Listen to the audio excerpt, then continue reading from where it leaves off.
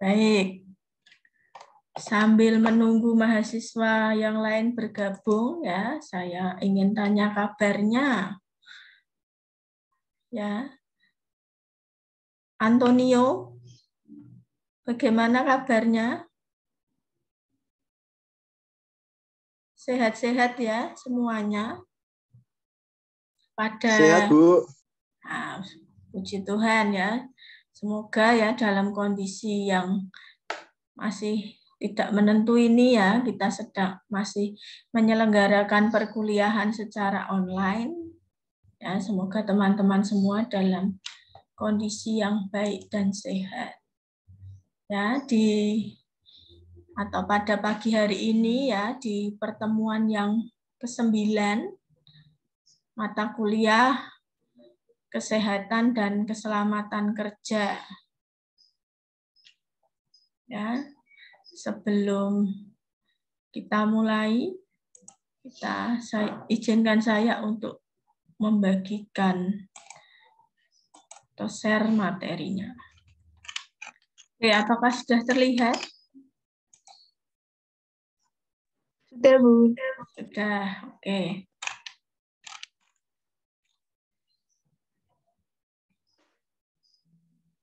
Oke ya, di pertemuan yang ke-9 ini, pertemuan yang ke-9 adalah ya pertemuan atau kuliah setelah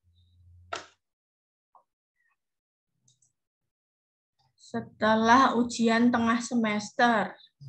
Ya, kira-kira Endah bagaimana untuk ujian tengah semesternya? Apakah bisa mengerjakan dengan baik? Bisa, Bu. Bisa. Oke ya. Bisa ya harapannya dari perkuliahan yang lalu ya, pertemuan 1 hingga 7 yang sudah dievaluasi lewat ujian tengah semester itu bisa mendapatkan nilai yang baik ya. Mungkin dalam beberapa hari ini ya, dalam minggu ini akan dibagikan hasilnya. Nanti ketika misalnya hasilnya kurang sesuai ya, atau saudara belum puas atau dianggap masih bisa mendapatkan nilai yang lebih dari itu ya, kita usahakan bersama ya dalam perbaikan di ujian akhir semester. Baik. Untuk pertemuan yang ke-9 ya, temanya adalah tentang teori kecelakaan kerja.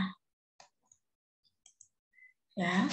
Sebelum kita masuk ke materinya ya, saya ada sedikit ini ya ulasan mengenai gambar di bawah ini ya, gambar yang tampak di layar ada berita ya, tangki BBM Balongan ya, jadi kilang ya, kilang Pertamina di Balongan itu terbakar ya. Dugaannya adalah menurut berita yang tercantum ya, karena disambar petir. Itu berita di 8 September 2022. Ya. Nah, dugaan ini ya, kalau kita sebagai seorang ahli K3 itu harus dianalisa ya, tidak bisa menduga-duga hanya berdasarkan asumsi gitu ya. Jadi harus ada faktanya ya, ada penilaian, ada analisa resiko yang dilakukan. Nah, Pertamina itu bisa melakukan analisa, kalau Pertamina perusahaan BUMN besar ya, pasti Pertamina itu sudah mempunyai ya seorang ahli K3 khusus yang bekerja di kilang minyak Balongan ini. Ya. Kalau siapa ya yang ingin menjadi ahli K3? Ada yang ingin menjadi ahli K3? Ya, kalau teman-teman lihat ya nanti di searching-lah di internet ya. Searching-lah di internet ya kalau gajinya ahli K3 itu berapa gitu ya. Kalau di perusahaan, kalau BUMN ya 1 bulan itu bisa 2 digit ya. 2 digit gajinya ya. Harapannya ya berdasar perkuliahan ini atau kalau teman-teman sudah lulus ya di 3 teknik kimia dari Poltekkes Mangunwijaya ya bisa mendapatkan gaji yang sebesar itu ya. Ya tentu tidak hanya gaji ya nilainya bekerja, tetapi ya itu menjadi hal yang penting. 2 digit ya, maka kita belajar. Kalau di Pertamina itu ya gajinya pasti besar, siapa yang tidak mau. Ya, selain Kevin tadi yang sudah mengacungkan tangan, ada yang lain?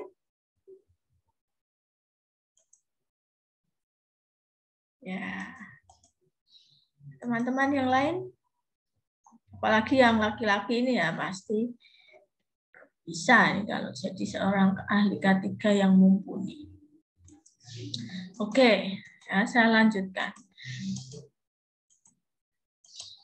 Nah, jadi capaian pembelajaran mata kuliah ya secara umum untuk kuliah kesehatan keselamatan kerja adalah yaitu mampu membuat, menyusun dan mempraktikkan pembuatan dokumen analisis resiko kecelakaan kerja di industri.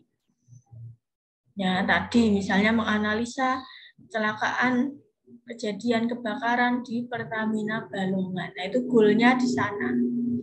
Yang kedua, mampu mendemonstrasikan penanggulangan kecelakaan kerja, membuat laporan kecelakaan kerja, dan merumuskan kinerja K3 berdasarkan metode-metode standar K3.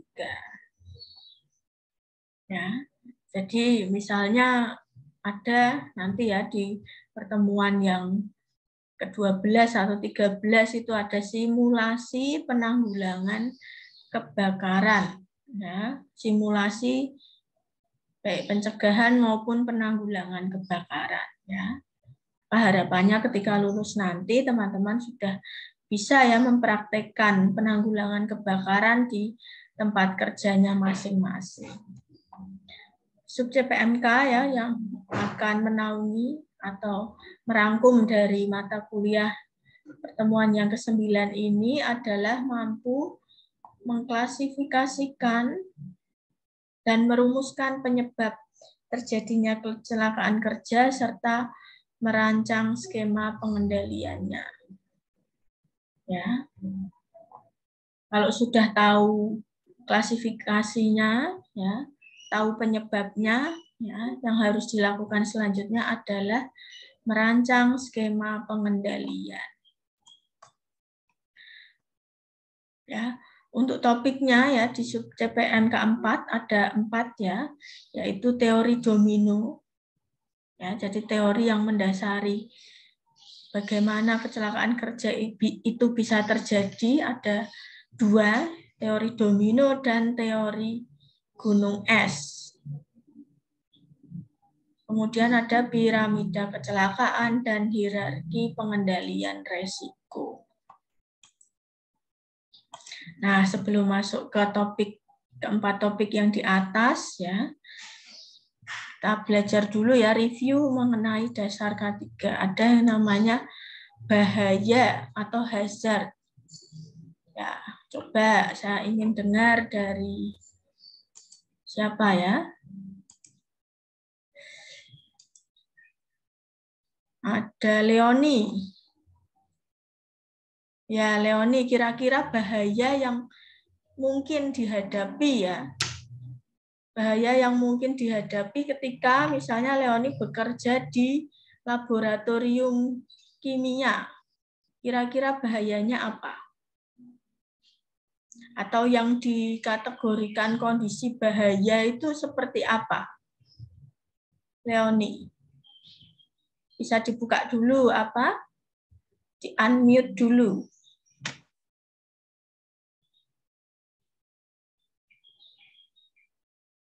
Leoni.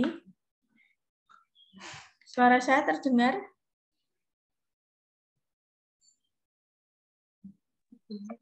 Zat beracun, Bu. Terkena zat beracun. Terkena zat beracun. Zat beracun itu sumbernya dari mana?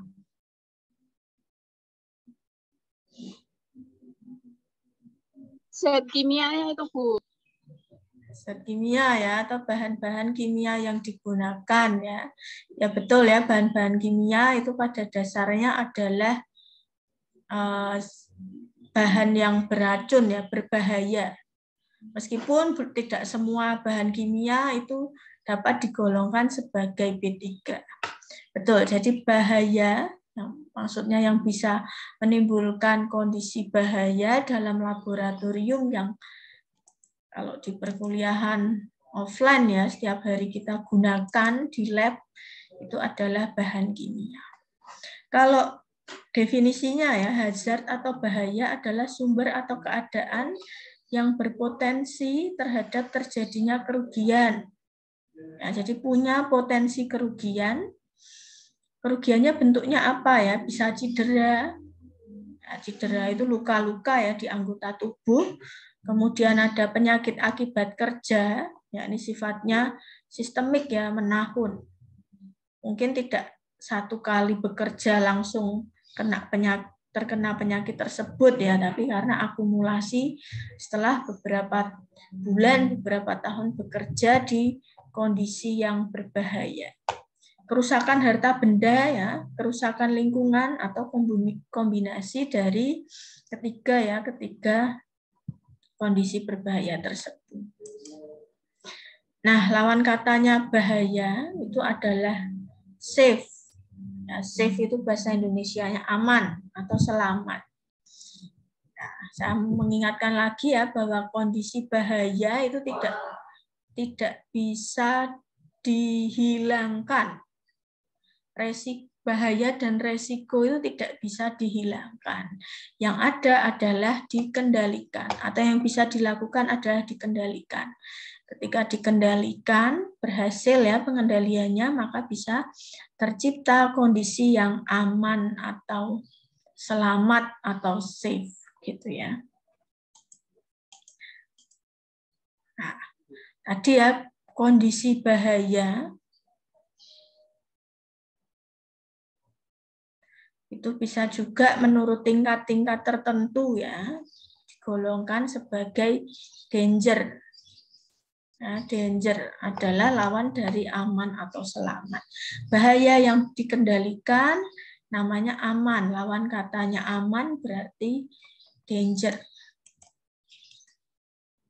Kemudian accident ya, accident itu kejadian yang mendadak atau tiba-tiba yang tidak diinginkan. Nah, tentu saja tidak diinginkan ya, siapa yang mau atau menghendaki adanya accident kan tidak ada. Dan catatannya adalah ketika accident dia pasti ada kerugiannya ya, sama seperti tadi. Kerugiannya tidak hanya manusia, tidak hanya barang, tapi termasuk juga gangguan terhadap pekerjaan dan pencemaran lingkungan. Jadi kerugian itu tidak hanya manusianya saja, wah korban meninggal dunia ya, berarti ada korban, ada kerugiannya ya, manusia yang meninggal dunia. Tidak hanya itu, tapi juga termasuk kerusakan barang, gangguan pekerjaan, dan pencemaran lingkungan. Nah, ini ya perbedaannya antara danger, incident, dan accident ya. Danger tadi tingkat bahaya. Kalau analoginya ya ada katrol ya untuk membantu mengangkut barang atau benda. Ketika talinya itu hampir putus itu dinamakan kejadian danger. Ketika talinya putus ya, sesaat ketika putus itu dinamakan insiden ya, atau kejadian ya, ada kejadian tali katrol putus. Nah, itu rentang waktunya tipis. Ya, rentang waktunya tipis. Sesaat setelah terjadinya insiden ya, ketika itu menimpa tenaga kerja yang bekerja di bawahnya ya, bisa dinamakan ya kejadian itu adalah accident. Ya, kejadiannya accident ya, artinya ada kerugiannya dari manusianya dan juga dari bendanya ya, benda yang diangkut ini bisa jadi rusak. Begitu, sampai sini dulu dari pengertian-pengertian tersebut. Ada pertanyaan?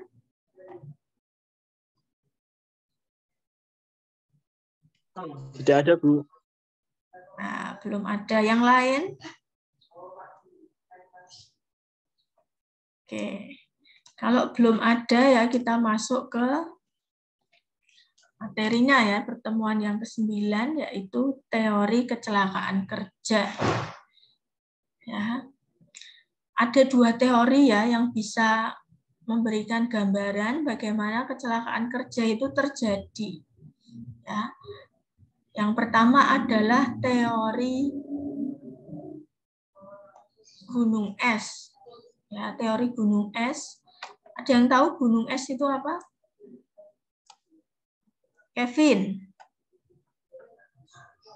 Ya. Gunung es itu yang seperti apa?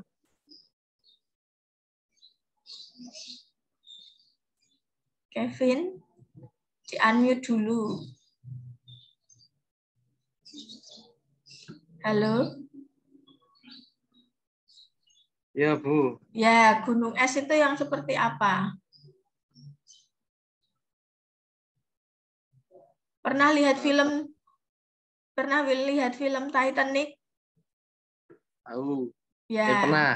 pernah. Berarti ya, gunung es yang yang digambarkan di film itu seperti apa?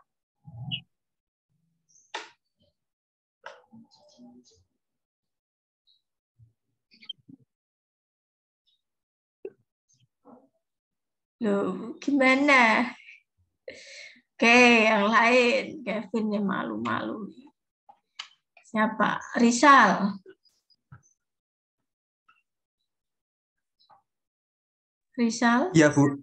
Ya, Iya. gunung es itu yang seperti apa?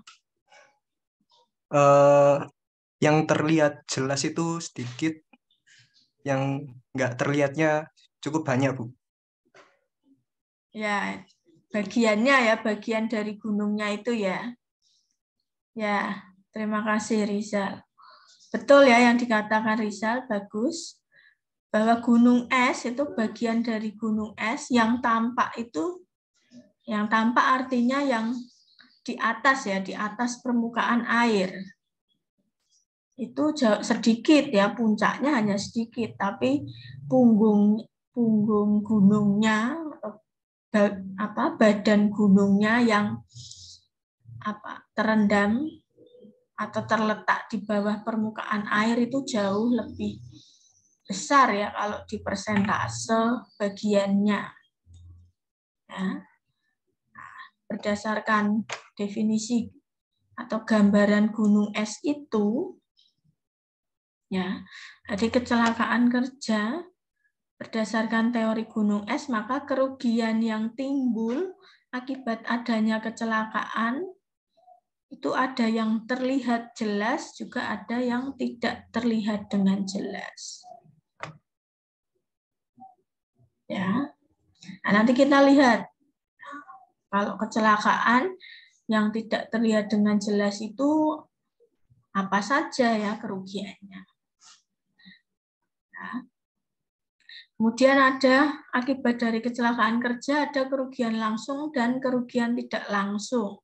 Kalau yang kerugian langsung terlihat ya, misalnya ada tenaga kerja yang anggota tubuhnya masuk ke mesin, ya berarti kerugiannya apa ya yang langsung terlihat?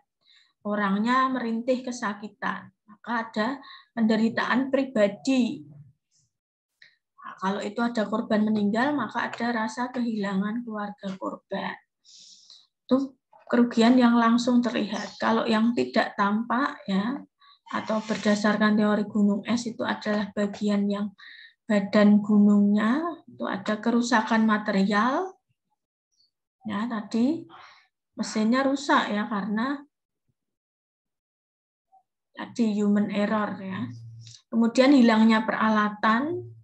Ya, kalau itu kejadian kebakaran, peralatan produksinya tidak bisa digunakan lagi. Kemudian biaya akibat berhentinya produksi ya, sementara harus mengurus korban yang celaka.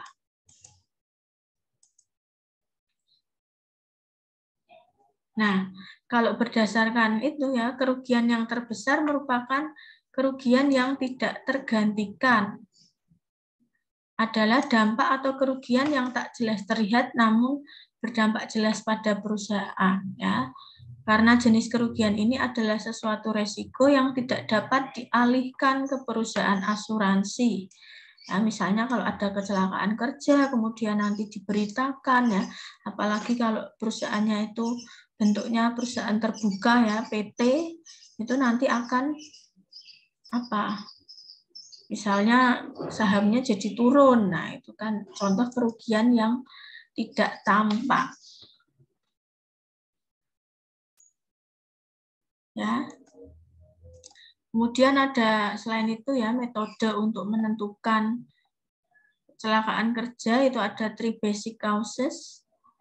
Ya, bisa kalau yang penyebab dasar itu ada manajemennya, manajemen safety policy-nya buruk ya.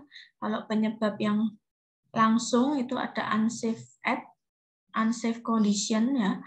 Keadaan yang kondisi tidak aman maupun perbuatan tidak aman. Nah, kalau berdasarkan itu dimodifikasi ya atau dua-duanya terjadi, kalau ada rilis energi atau material yang hazard itu bisa menyebabkan terjadinya accident.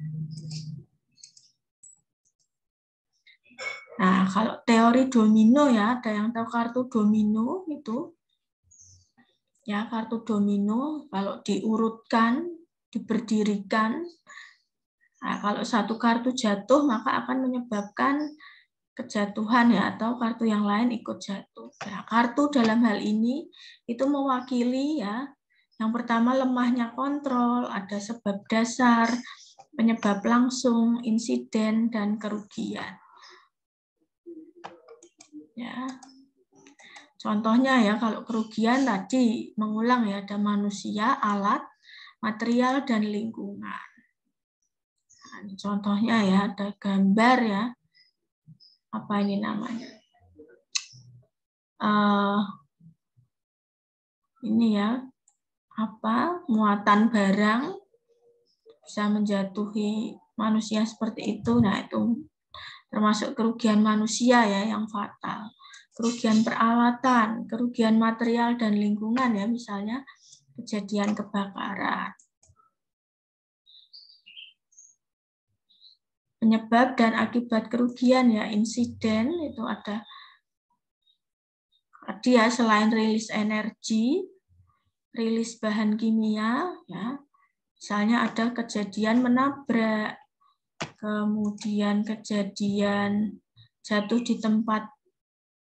dari tempat yang lebih tinggi, kemudian environmental release ya masalah pencemaran itu termasuk bagian yang insiden. Nanti teman-teman bisa membaca ulang ya di diktat yang sudah disediakan ya sudah dimiliki masing-masing mahasiswa. Penyebab langsung ada perbuatan tidak aman dan kondisi tidak aman. Nah, kalau ini ya misalnya ini termasuk perbuatan atau kondisi yang tidak aman. Ini gambar apa? Jenika.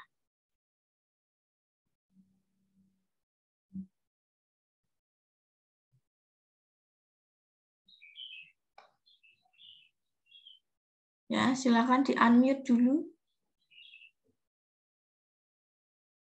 Jenika. Ya, Bu. Ya, ini gambar apa? Itu kabelnya yang terlilit. Maksudnya itu saluran listriknya nggak bisa, nggak rapi. Ya, oke, kabelnya ruwet gitu ya. Ini termasuk perbuatan apa kondisi yang tidak aman? Perbuatan. Ya, bisa keduanya ya, karena kan ini perbuatan manusia ya, ini tidak entah sengaja atau tidak. Tapi ya yang lebih dekat adalah yang kondisi tidak aman ya, akibat kondisi seperti yang digambar itu bisa nanti terjadi ya konsleting listrik atau tersandung ya dan lain sebagainya. Oke, ya, ini tindakan tidak aman ya. Supaya lebih cepat sebentar. Ya, jadi nanti berdasarkan gambar-gambar itu ya teman-teman sudah bisa menilai atau memperkirakan itu termasuk dari lemahnya kontrol, penyebab dasar, penyebab langsung, insiden atau kejadian kerugian.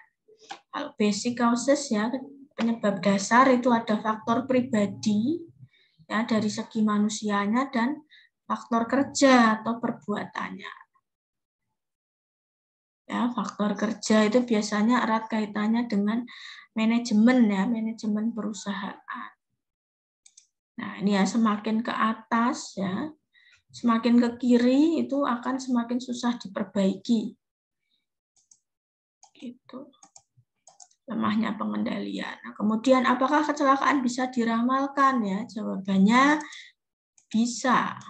Nah, berdasarkan teori ini ya, piramida kecelakaan ya, jadi satu kejadian kematian itu disebabkan oleh 10 kecelakaan ringan yang diabaikan. Ya, satu kejadian nyaris celaka itu disebabkan oleh 10.000 perbuatan dan kondisi tidak aman atau kejadian berbahaya yang diabaikan. Nah, itu ya. Kemudian ya ada hierarki pengendalian resiko. Ya kalau kita tadi sudah dapat, oh ternyata kejadian kecelakaan itu ya setelah dianalisa diakibatkan oleh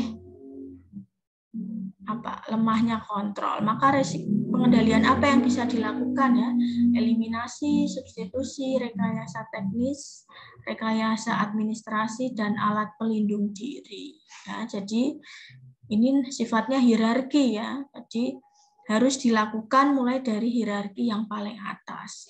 Kalau keempat hierarki tidak mungkin, maka lakukan hierarki ya yang terakhir dan sering atau mudah kita lakukan yaitu APD ya, menggunakan alat pelindung diri. Oke ya, nanti teman-teman bisa membaca sendiri. Sampai sini dulu, apakah ada pertanyaan ya sebelum kita masuk ke tugas?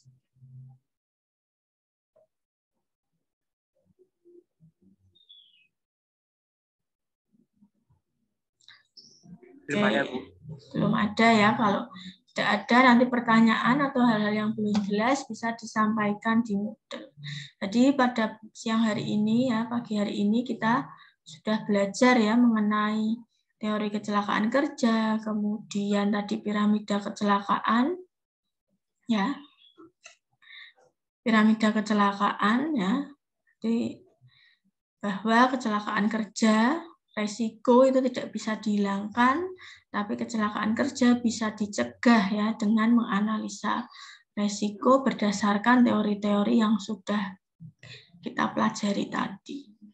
Untuk bahan pengayaan ya teman-teman di jam ini 40 menit ke depan silakan mengerjakan soal pilihan ganda dan isai yang terdapat di Moodle. Soalnya ada berjumlah 25 soal pilihan ganda dan 5 soal uraian. Ya, waktu pengerjaannya adalah 40 menit. Ya, setelah itu ya nanti supaya ini ya 50 menit setelah ini. Setelah ini kita matikan Zoom-nya, 50 menit lagi kita join lagi di link yang saya bagikan. Ya, silakan teman-teman kerjakan dengan baik. Ya, dikerjakan secara mandiri, nanti akan kita review soalnya ya, review hasilnya lewat Zoom yang akan datang. Ya, lewat link yang akan saya bagikan. Begitu. Ya, saya mengucapkan terima kasih kepada teman-teman. Ya, nanti kita jumpa lagi di 50 menit ya setelah tugasnya dikerjakan. Terima kasih, selamat pagi. Terima kasih Bu, selamat pagi. Ya. Oke, terima kasih teman-teman sudah